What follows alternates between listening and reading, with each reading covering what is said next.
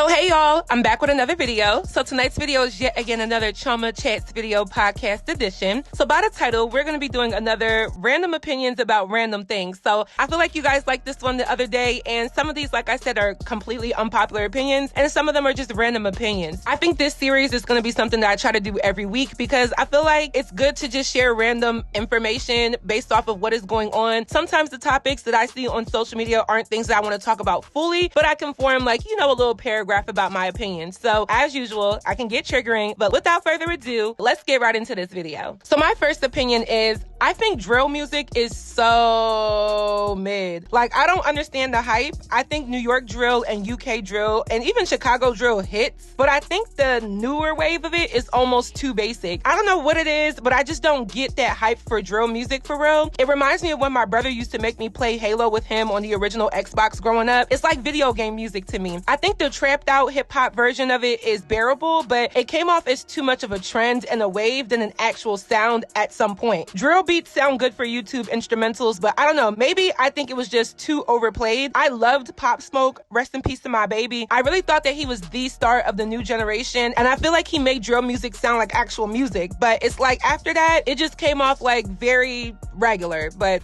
yeah, that's just me. My next opinion is life used to be better because the world was more unaware. And being unaware might actually increase the quality of life overall. Think about it. When you're unaware, you're almost innocent in a sense because you don't know something. Whether it's a life experience or how to make something or who's important, you just have something to look forward to understanding. When you live in your bubble and just live in a world where everyone isn't aware of everything, it kind of makes you live being more impressed or more optimistic for what's to come. I feel like life has transitioned to a point where young people know more and more and are exposed to more life experiences at younger ages, and it takes away from the quality of life to come. I don't know how to explain this, so I hope I'm making sense, but I just remember being young and thinking at a certain age, I will experience this great quality of life. But now I grew up and everything I really want is in the palm of my hand. It makes it less exciting to want to experience life in a gradual format when you can get a glimpse of everything and be aware of stuff at any second. It's a good thing and a bad thing, but I'm just saying, I think there's more negatives to tech infiltration in society. My next opinion is NBA YoungBoy gotta be in an open marriage. There is no way this man has an 11th and 12th child on the way.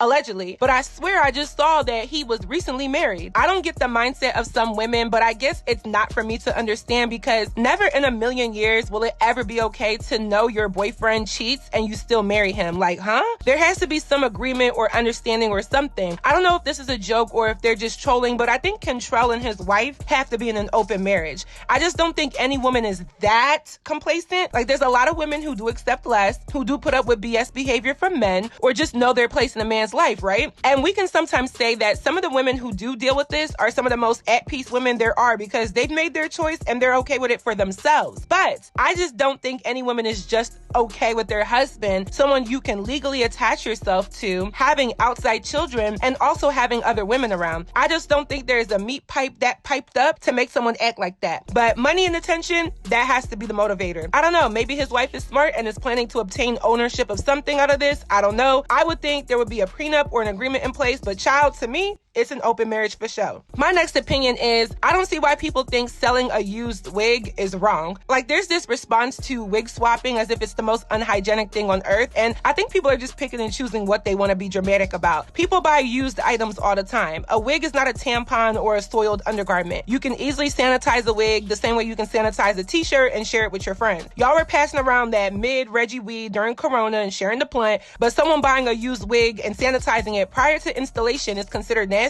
Yeah, okay. I only say this because I recently saw that rapper Glorilla ripped off her wig at a concert in Philly and she threw it into the crowd. And the girl who caught the wig actually went and installed it and it actually looked cute. I mean, look at her. But people were trying to drag her for real and I was like, I don't think this is nasty in the way that y'all really think it is. Would I do it? Absolutely not. But I've seen way less sanitary beauty practices done by women who are actually friends, like sharing mascara tubes, using each other's deodorant, and drinking from the same Casamigo bottles as your homegirl, sister, cousin, cousin, friend, babysitter, third grade teacher. I say just boil the wig, sanitize it, wash it, and install. The hair is already coming from another donor, so what's really the difference? And what's really nasty about it? As long as the wig is in good shape, slap that joint down and go about your day. My next opinion is the reason why BBLs and just body enhancements overall got played out is obviously because the trend became oversaturated and there were so many examples of botched experiences. But I think it's also because people are starting to become a little bit more conservative, and I think hoe culture is going down a little bit. And let me state the obvious. No, getting a BBL doesn't make you a hoe or fast at all. I'm speaking with the implication of what we usually see or what is usually synonymous with the average BBL aesthetic package. So I say this because I've noticed a few Instagram baddies starting to repent and give their life to God, or at least talk about how they no longer want to associate themselves with certain narratives, and I think that's interesting. There are a few women who pioneered or simply participated in this movement who I'm starting to see some form of dissatisfaction and disassociation. So I see Alexis Sky talking about how she's turning over a new leaf. I know Brittany Renner is still going on her campaign as well, and it's just interesting to see. But who else, y'all? I know I've been seeing a few others, but I feel like the world is in a shift right now, and that's why for the last 2 to 3 years, everything has been so weird. I don't think enhancements and the whole culture thing will ever die out. Of course not, but I think for some people it's ran its course, or it just got tired to them and people are trying to evolve from it. My next opinion is I was never ever here for the anti-Eco Styler gel movement. Do y'all remember a few years ago on YouTube when there was this viral video basically saying how Eco Styler gel could cause cancer and other complications, and it was like everybody dropped Eco Styler gel from their routine, even though it was the main product that we had for textured hair at that point. I think the content creator who kind of denounced the Eco Styler gel brand was fair in her account of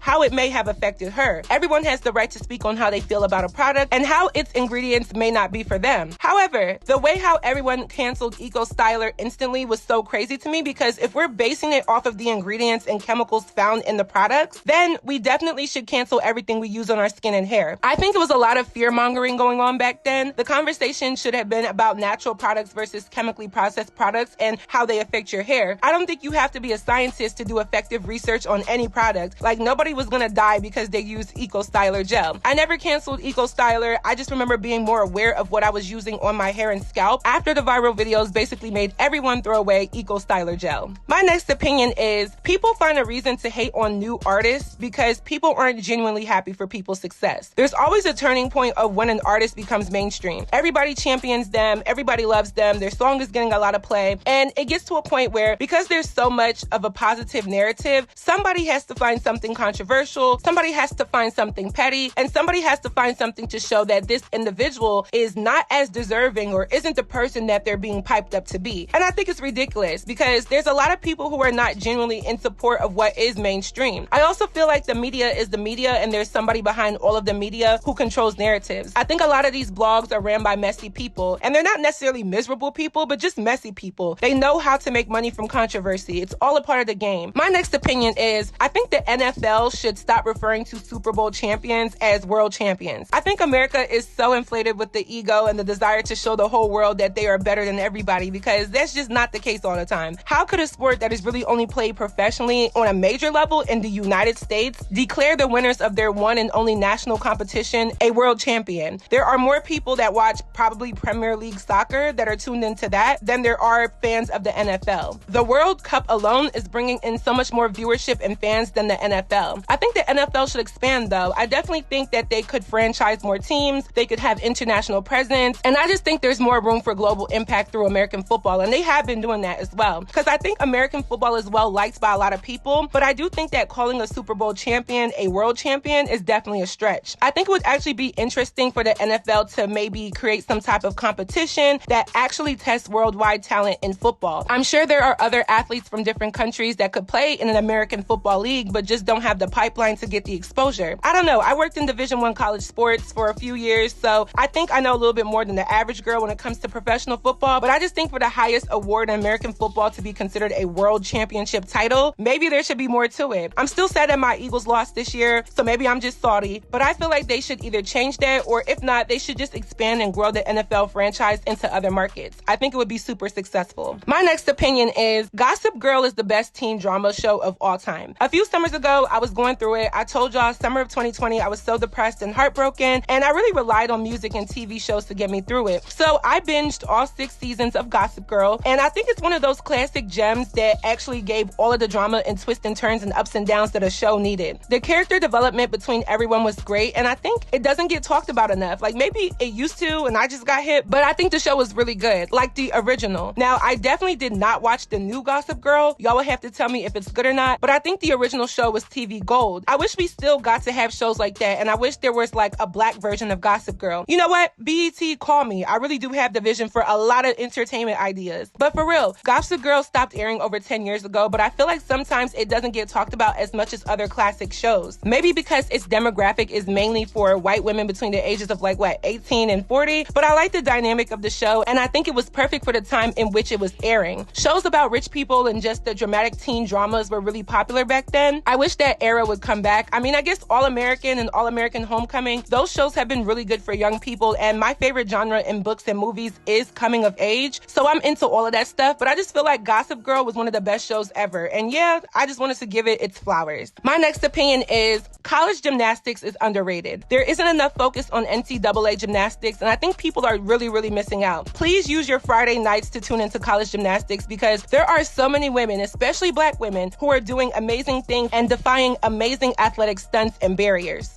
I think the sport should have a lot more recognition right now. I can't not help but see how many black women in particular are making progressive and impressive actions within college gymnastics. I just wish it was so much more mainstream, because there's a lot of talent and a lot of noise being made, and to see it executed through women that look like me is something that nobody should be missing out on. So my last opinion is Kylie Jenner is a mutation or a representation of the most toxic aspects of Generation Z. Think about it. I feel like Kylie Jenner is the poster child for this generation. Not that she represents everybody, but she basically showcases the progression of how Generation Z behaves, what we're into, and the obsession that makes Gen Z, Gen Z. Of course, not everybody in Gen Z is a Kylie Jenner, but I think the narrative of what matters to this generation is pushed through Kylie Jenner. Whether you like her or not, her influence and the come up that she's had from a teenager up until now has trickled down on so many young people. And we could say that it's just the white girls that she's representing, but I kind of don't even believe that. I really don't think represent is the word, because it's not like she's speaking for everybody or she's the leader of everybody, but I think she's an example of Gen Z. A few decades from now, she'll be in a textbook as representation for what was considered trendy or influential during the time that we're in now. I think for teenagers and young women in their 20s, Kylie Jenner signifies how far people are willing to go to look a certain way, the hyper focus on image, the evolution of toxic wealth, the prevalence and effects of nepotism, and the overall yearning to be at the top of the social ladder. I don't think everyone in Gen Z experiences all of those things, let alone even cares about it, but I think that because a lot of people within this generation wants or has the thought, or at least is exposed to the idea of what Kylie Jenner is, she is almost legendary in a sense. I know some of y'all are definitely going to disagree, but what I'm trying to say is, if you had to choose a few people to show an alien or people who will be alive 100 years from now what our generation cared about or what drove our generation to act in certain ways, I think you could very well put Kylie Jenner on the docket. Of course, she doesn't represent everybody and everyone's interests, but this digital era and this obsession with vanity and the glorification of the wealthy lifestyle was pioneered through the Kardashians, and specifically Kylie Jenner, because she is so popular amongst young people. So that is it for this video. I hope you all enjoyed. Please let me know your commentary on my commentary down below. What do you think? What do you know? Let me know. Did I trigger you? Let me know some of y'all's unpopular opinions as well. If you haven't already, go stream my song Ballin', link down below. New music coming out this month. End of the month, I promise y'all will have a new song from me. Just stay tuned. We're almost there. And lastly, don't forget to follow me on all of my social media networks, and I will see y'all in my next video.